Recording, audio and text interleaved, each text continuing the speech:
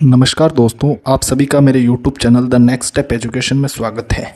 आज हम अपने इस क्लास के अंदर हिस्ट्री है क्लास 12th की, उसकी बुक है सेकंड और उस बुक का चैप्टर नंबर है सेकंड, भक्ति एंड सूफी ट्रेडिशन। वो शुरू करने जा रहे हैं। भक्ति एंड सूफी ट्रेडिशन से शुरू करने से पहले हमको ये देखना होगा कि उस वक्त भारत के अंदर कौन कौन से ग्रंथों के बारे में अध्ययन हुआ करता था, क्या सिस्टम चलता था।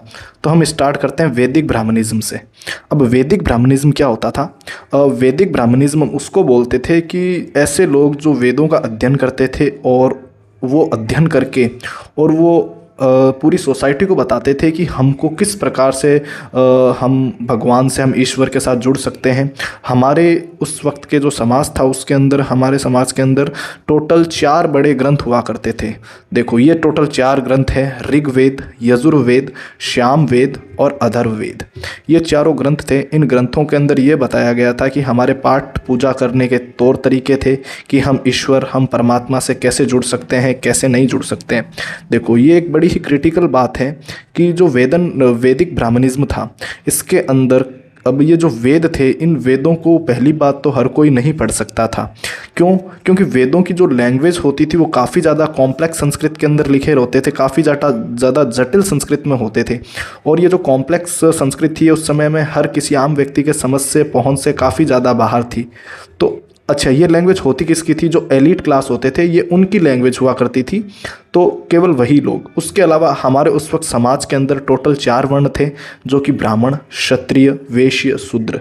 ये जो ऊपर के जो 3 वर्ण थे, ब्राह्मण, क्षत्रिय और वैश्य, केवल इन 3 वर्णों के ही लोगों को आपके ये जो वेद होते थे इनका अध्ययन करने का हक होता था। उसके अलावा उस वक्त के हमारे समाज में महिलाओं को और जो हमारा चौथा वर्ण था शूद्र को, उनको इन वेदों का अध्ययन करने से पाबंदी थी। इन लोगों को वेदों का अध्ययन नहीं करने दिया जाता था। अच्छा, उसके अलावा और क्या था? इन वेदों के अंदर हमारे पूजा पाठ करने के तौर तरीके बताए जाते थे कि हम परमात्मा से कैसे जुड़ सकते हैं, कैसे नहीं जुड़ सकते। शुरुआती तौर पर हमारे जो वेद थे उनमें टोटल 4 देवताओं का वर्णन है। इन 4 देवी देवताओं को हम किस प्रकार से पूजा करते हैं उनके अंदर थे, जैसे कि इंद्र, अग्नि, सोमदेव, वरुण देव। इन 4 देवों के वर्णन थे। उनके बाद में इन वेदों के अंदर प्रजापति, रुद्र और विष्णु, इनकी बात कही गई है। अच्छा, हमारे पूजा पाठ करने के तौर तरीकों में क्या था? हम कैसे वर्शिप करते थे, हम पाठ पूजा कैसे करते थे? हमारे पाठ पूजा करने का एक ही तरीका होता था, वो होती थी सैक्रिफाइस। अगर हमें परमात्मा से जुड़ना होता था तो उसके लिए हमको बलि देनी पड़ती थी। सैक्रिफाइस का मतलब होता है त्याग या बलि, ठीक है। उसके अलावा अगर किसी भी व्यक्ति को अगर देवों से जुड़ना होता था तो उनको कुछ रीति रिवाज होते थे, उनको पालन करना होता था, कुछ रिचुअल्स होते थे। वो रिचुअल्स कौन से होते थे? वो रिचुअल होते थे यज्ञ। अगर वो व्यक्ति यज्ञ करता था तो वो आसानी से परमात्मा से जुड़ सकता था, ठीक है। अच्छा, ये करवाता कौन था? ये जितने भी करवाते थे ये सारे के सारे ब्राह्मण ही करवाते थे। यानी कि ऋग्वेद, कोई सा भी वेद से अगर हम कोई भी शिक्षा मिले, अगर हमको परमात्मा से जुड़ना है तो कुछ रीति रिवाज थे, जैसे यज्ञ थे, वो हमारे ब्राह्मणों के द्वारा करवाया जाता था और इनके अलावा कोई इनको करवा ही नहीं सकता था। अच्छा, 6th BCE की बात करते हैं हम। 6th BCE के अंदर क्या होता था? 6th BCE के अंदर हमारी एक नई क्लास निकल के आती है, हेटेरोडॉक्स सेक्ट्स। अब इनके अंदर जैनिज्म और बुद्धिज्म के अंदर हम जैनिज्म और बुद्धिज्म के बारे में पढ़ेंगे। देखो, सबसे पहले हमको ये जानना होता था कि इन्होंने ब्राह्मण का विरोध किया था। ये जो आपके हेटेरोडॉक्स थे, ये जो इनकी शाखा थी, इन्होंने ब्राह्मणों का विरोध किया था। विरोध करने का कारण क्या था? विरोध करने का मुख्य कारण यही था क्योंकि ऊपर के दिए गए जो वेद थे उनके अंदर समाज के 3 ही वर्ण अध्ययन कर सकते थे। उनके अलावा महिलाओं का और जो शूद्र होते थे वो इन वेदों का अध्ययन नहीं कर सकते थे। अगर वेदों के मुताबिक माना जाए तो परमात्मा से केवल वो 3 ही वर्ण के लोग जुड़ सकते थे, महिलाओं की भी आज़ादी नहीं थी।